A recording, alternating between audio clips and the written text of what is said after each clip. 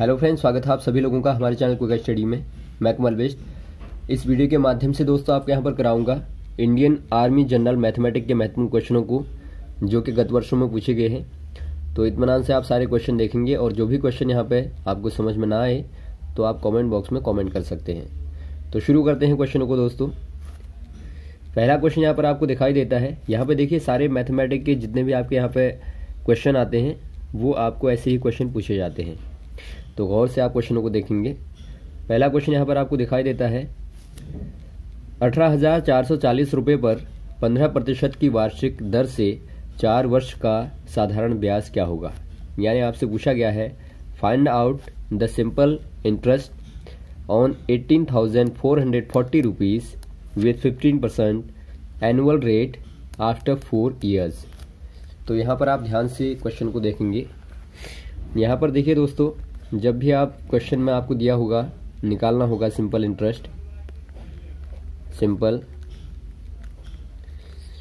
Interest यानी कि आपको साधारण ब्याज निकालना होगा। तो इसका फॉर्मूला होता है SI equal to PRT upon 100, जहाँ पे P इक्वल टू होता है प्रिंसिपल अमाउंट,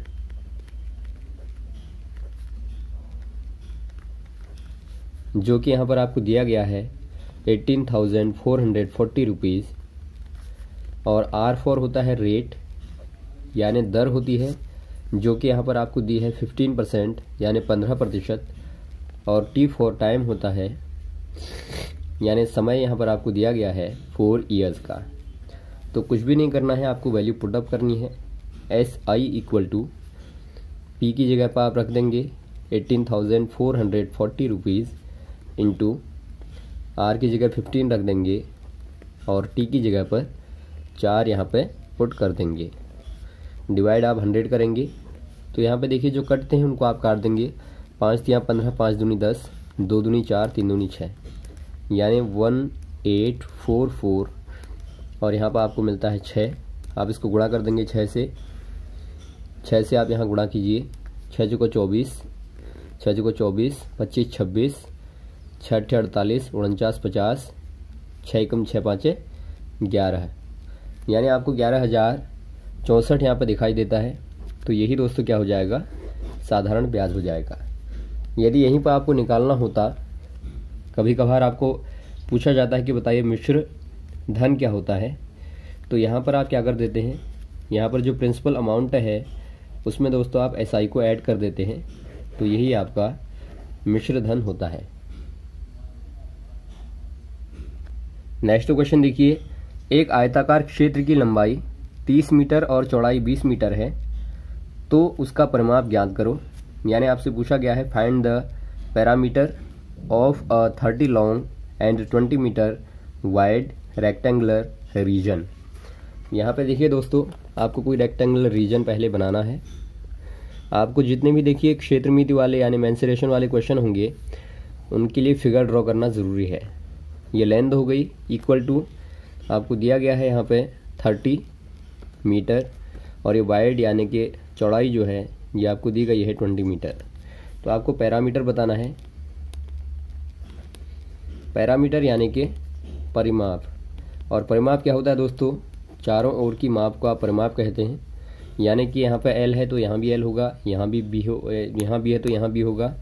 तो आप इनको जोड़ देंगे, L धन B धन L धन B बराबर 2L धन B होता है, यानी 2L के स्थान पर आप रखेंगे 30 और B के स्थान पर आप रखेंगे 20।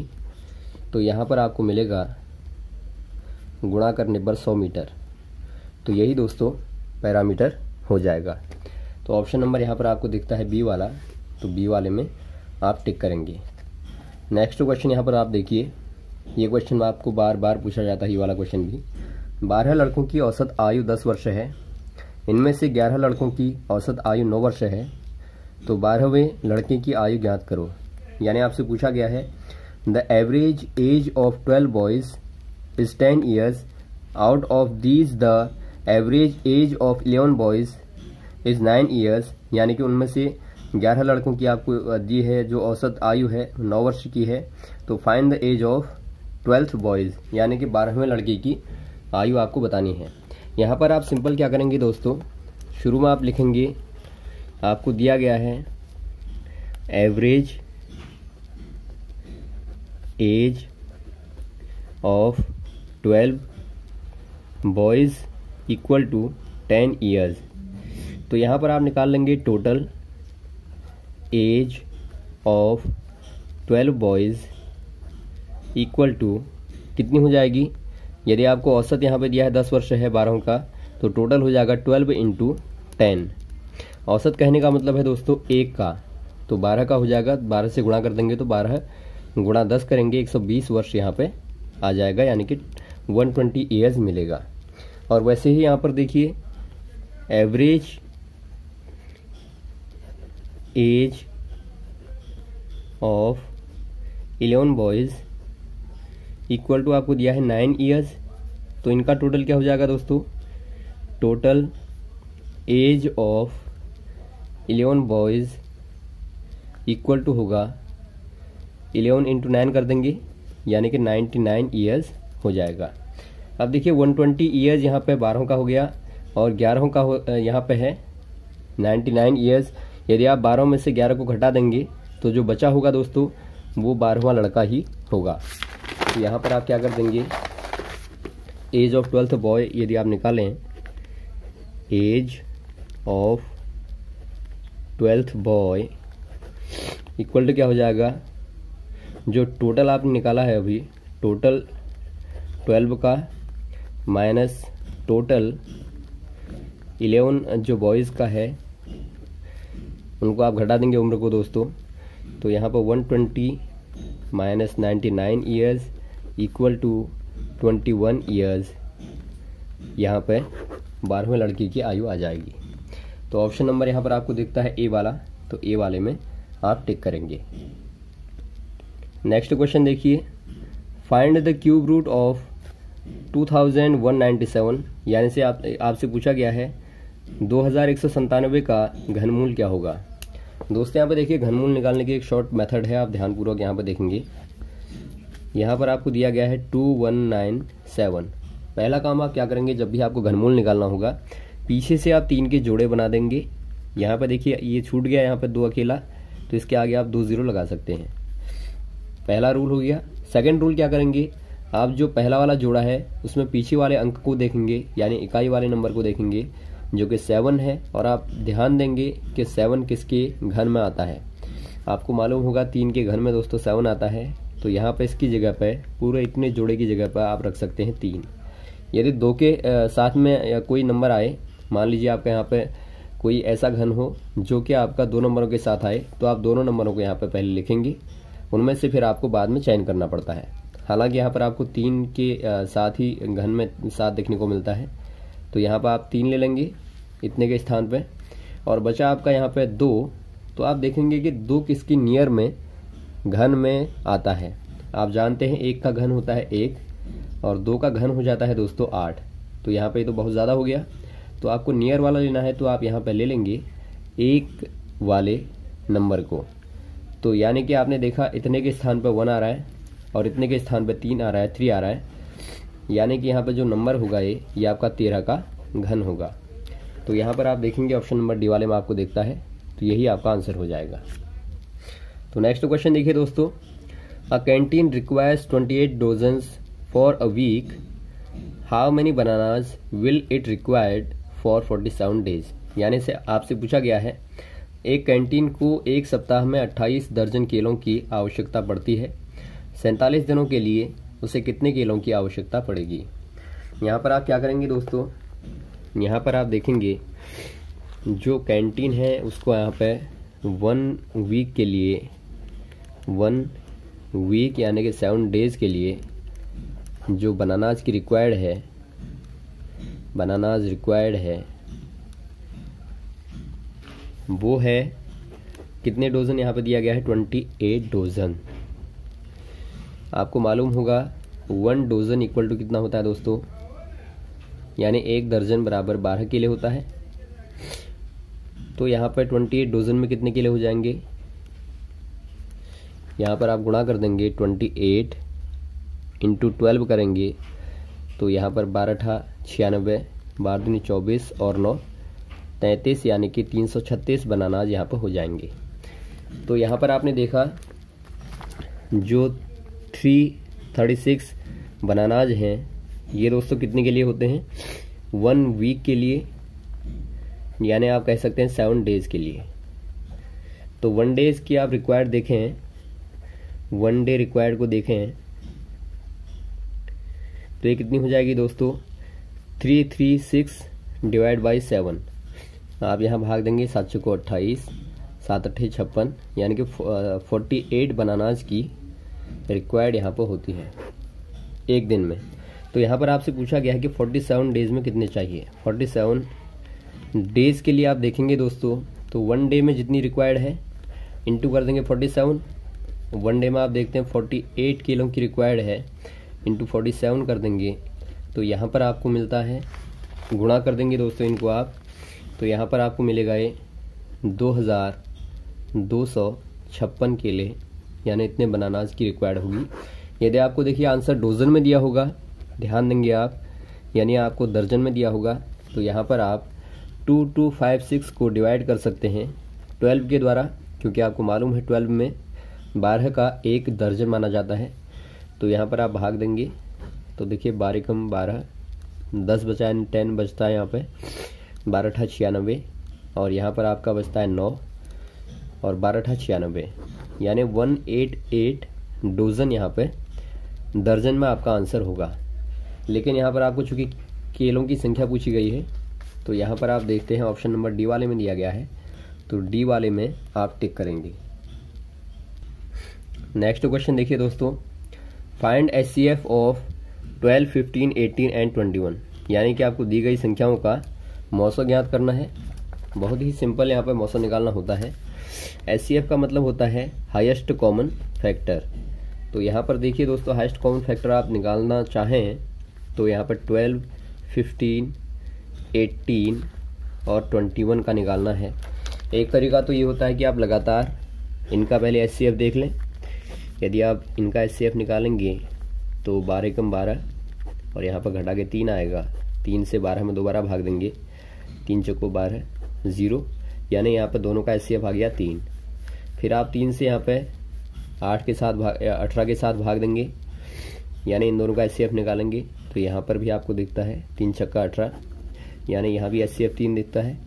फिर यहाँ पर 3 और 21 का निकालेंगे तो 3 से आप 21 में भाग देंगे 21 में, तो यहाँ पर भी 3 7 21 मिलता है आपको, यानी यहाँ भी आपको HCF 3 ही मिलता है।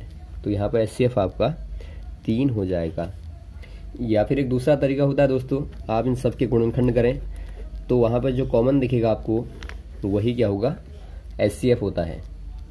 तो यहाँ पर आपका आंसर हो गया ऑप्शन नंबर बी वाला, 3 यहाँ पर आंसर हो जाएगा। नेक्स्ट क्वेश्चन देखिए दोस्तों, if radius of a sphere is 7 centimetre then find is surface area, यानी आपसे पूछा गया है एक गोले की त्रिज्या 7 सेंटीमीटर है तो उसका पृष्ठीय क्षेत्रफल ज्ञात कीजिए। दोस्तों देखिए, आपको मालूम होगा जो एक स्फेयर होता है, जो एक गोला होता है दोस्तों, ये आपका 3 डायमेंशनल फिगर होता है, यानी त्रिविमीय आकृति होती है, जहाँ पर त्रिज्या दोस्तों r चारों तरफ फैली रहती है। और यहाँ पे एक चीज़ आपको ध्यान देनी है, इसके पास ओनली 1 सरफेस होता है, यानी केवल एक ही दोस्तों पृष्ठ होता है। आप इसे कर्व्ड सरफेस एरिया कहें या फिर आप इसको टोटल सरफेस एरिया कहें, लेकिन आपका सरफेस हमेशा क्या रहेगा, एक ही रहेगा। तो यहाँ पे इसके आधार पर यदि आप इसका फॉर्मूला देखें तो इसका टोटल और जो कर्व्ड होता है सरफेस एरिया वो दोस्तों 4 पाई r स्क्वायर होता है। यहाँ पर r बराबर आपको दिया गया है 7 सेंटीमीटर क्वेश्चन में, तो यहाँ पर आप निकाल लेंगे area equal to 4 into pi के स्थान पर 22/7 आप रखेंगे, त्रिज्या के स्थान पर आप रखेंगे 7 गुणा 7। तो यहाँ पे देखिए 22 को 88 गुणा 7 करेंगे, 7 8 56, 7 8 56 और 5 61, यानी आपका 616 यहाँ पे वर्ग सेंटीमीटर में आंसर आ जाएगा। तो यहाँ पर आप देखते हैं ऑप्शन नंबर ए वाला आपको दिखता है, तो ए वाले में आप टिक करेंगे। नेक्स्ट क्वेश्चन देखिए दोस्तों, sum of two numbers is 25 and difference is 13, what are the numbers. यानी आपसे पूछा गया है दो संख्याओं का योग 25 तथा अंतर 13 है, तब ये संख्याएं क्या होंगी।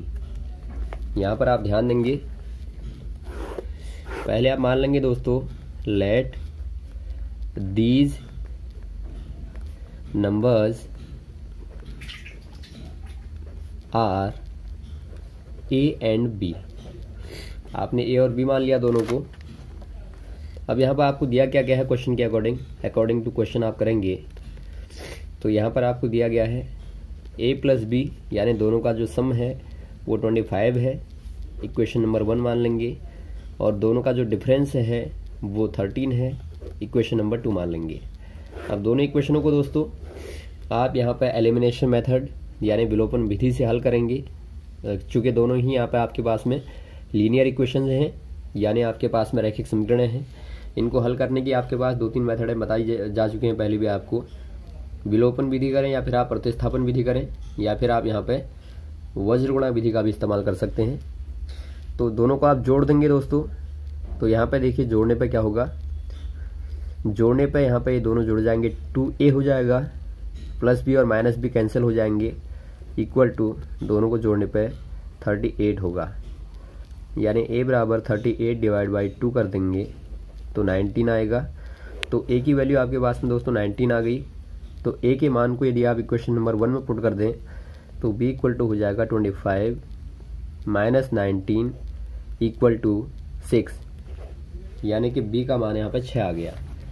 तो ऑप्शन नंबर यहाँ पे सी वाले में देखता है 19 और 6, तो यही दोस्तों आंसर हो जाएगा। नेक्स्ट क्वेश्चन यहाँ पे देखिए, find the LCM of 8, 10, 15, 16 and 20। यानी आपको निकालना है, लॉसअप बताना है दोस्तों। एलसीएम का मतलब होता है लीस्ट कॉमन मल्टीपल, यानी कम से कम जो आपका उभयनिष्ठ गुणक है, गुणज है, ध्यान देना है यहाँ पर आपको, गुणज होता है मल्टीपल, और जो एचसीएफ होता है वहाँ पे ये फैक्टर होता है यानी गुणनखंड होता है।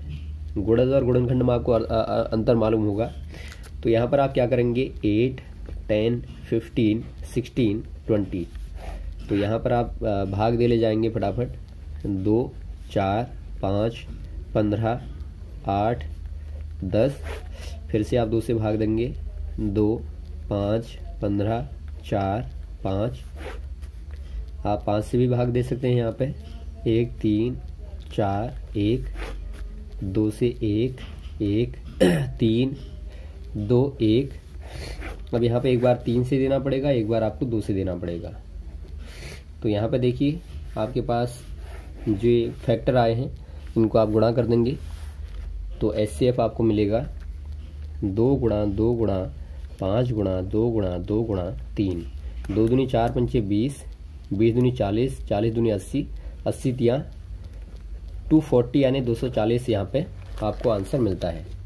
अगला क्वेश्चन देखिए दोस्तों, successive discount of 10%, 20% and 30% is equivalent to a single discount. यानी आपसे पूछा गया है 10%, 20% व 30% के क्रमवार छूट निम्न किस एक अकेली छूट के बराबर है। यानी आपको 3 डिस्काउंटों की जगह पे सिंगल डिस्काउंट का यूज करना है, तो आप कैसे करेंगे। ऐसे क्वेश्चन को हल करने के लिए दोस्तों हमेशा आप यहाँ पर आर्टिकल के प्राइस को, जो आर्टिकल है इसके प्राइस को आप मान लेंगे 100।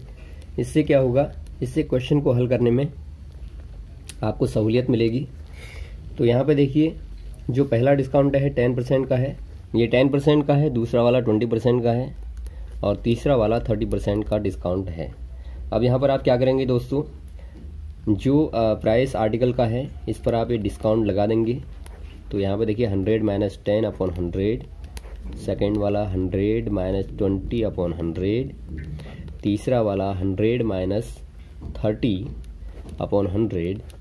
तो यहाँ पर आपको मिलेगा 100 इंटू 90/100 इंटू 80/100 इंटू 70/100। तो ये कैंसिल हो जाएगा, एक ज़ीरो यहाँ कटेगा, एक ज़ीरो यहाँ कटेगा, एक ज़ीरो यहाँ कटेगा। तो यहाँ गुणा करेंगे 9 72 और गुणा 7 करेंगे 7 दूनी 14, सस्ते 49 और 50 504/10 यहाँ पर मिलेगा, यानी कि 50.4 यहाँ पर आपको मिलता है। अब यहाँ पे देखिए दोस्तों, चूँकि ये आपको 100 रुपये की वस्तु इतने में पड़ती है तो कितना डिस्काउंट मिला आपको, तो आप यहाँ पे क्या कर देंगे, सिंपल जो प्राइस है आप इससे घटा देंगे जो डिस्काउंट के बाद आपको मूल्य मिला, तो दोनों को घटाने पर आपको डिस्काउंट मिलेगा जो कि आपको दिखता है यहाँ पर 49.6 का होगा। चूँकि आपने प्राइस को 100 लिया है तो इसीलिए दोस्तों ये आपको प्रतिशत में ही मिलेगा। तो यहाँ पर आपका आंसर हो जाएगा 49.6%, ऑप्शन नंबर बी वाला। तो यहाँ तक के क्वेश्चनों को आप तैयार करें। उम्मीद है आपको क्वेश्चन अच्छे लगे होंगे और साथ में दोस्तों हमारे साथ लगातार बने रहिए, आपको इस प्रकार के क्वेश्चन लगातार देते रहेंगे। Okay, thanks. जय हिंद, जय भारत।